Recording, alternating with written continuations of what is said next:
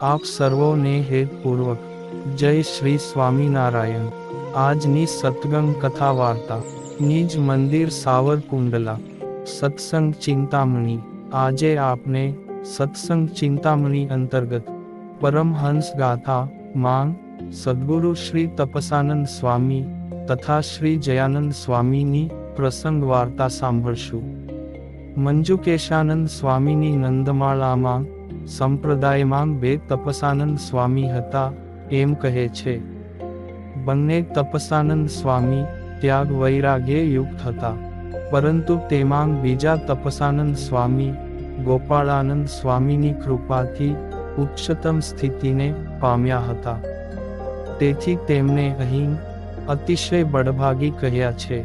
હવે આપણે આ તપસાનંદ સ્વામી વિશે થોડું જાણીએ।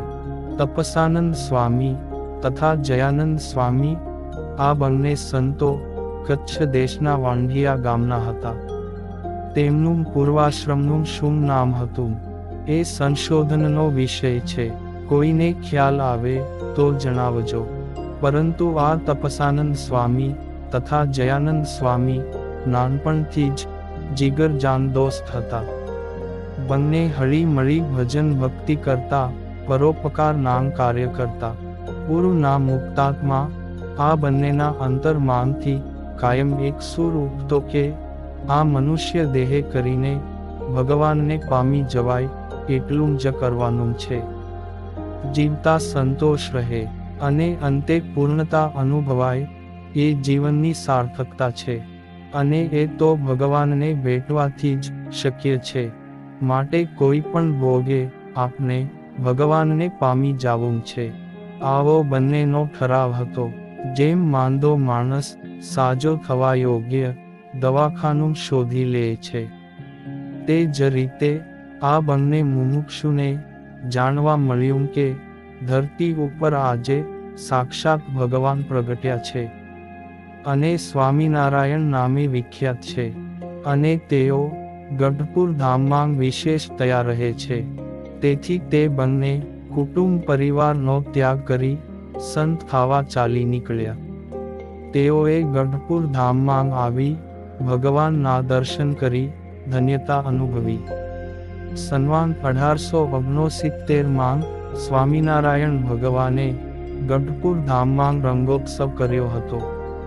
રંગોત્સવ બાદ સૌ સંતો સાથે સ્વામિનારાયણ ભગવાને ઉન્મત્ત ગંગામાં સ્નાન કર્યું, અતિશય કીર્તન ભક્તિ કર્યા। તે સમયે ધામના મુક્તો તથા દેવો ઈશ્વરોએ આવી આ લીલા નજરે નિહાળી અને પુષ્પવૃષ્ટિ કરી હતી।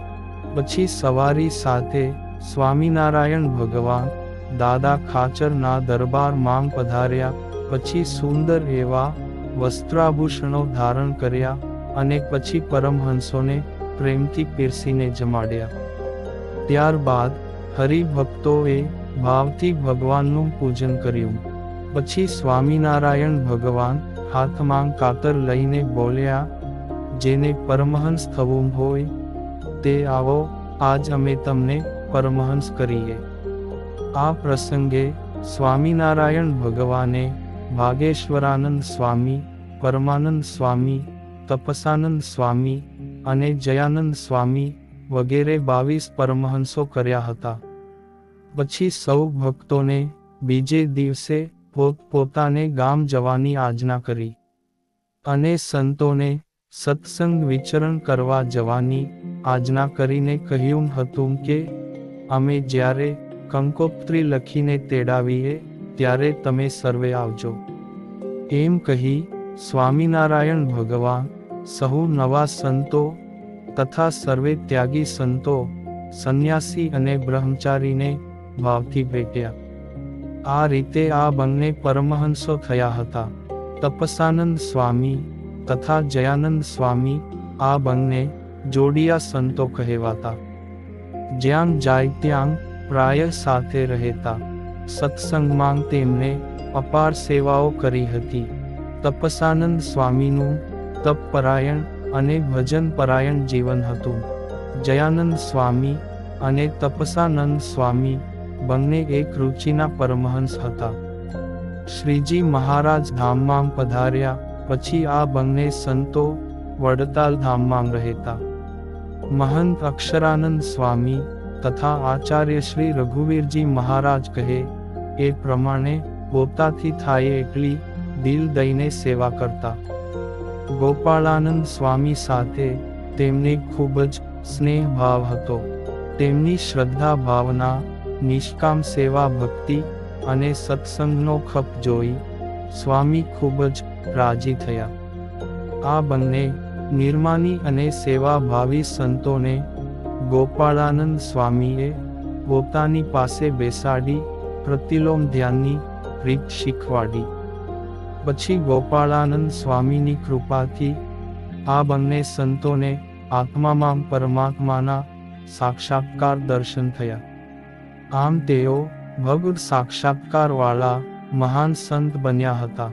આ બંને સંતોને સ્વામિનારાયણ ભગવાને રાજી થઈને અનેકવાર હાર તોરા વગેરે પ્રસાદી પોતાના હાથે આપી હતી.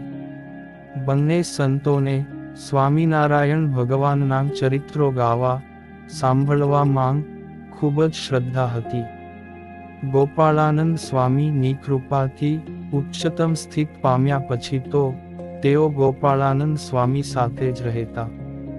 એકવાર જયાનંદ સ્વામીએ ગોપાળાનંદ સ્વામીને કહ્યું જે ક્રોધ જ ન કરવો એવી આંટી જ્યારે પાડીએ ત્યારે ક્રોધ ન થાય.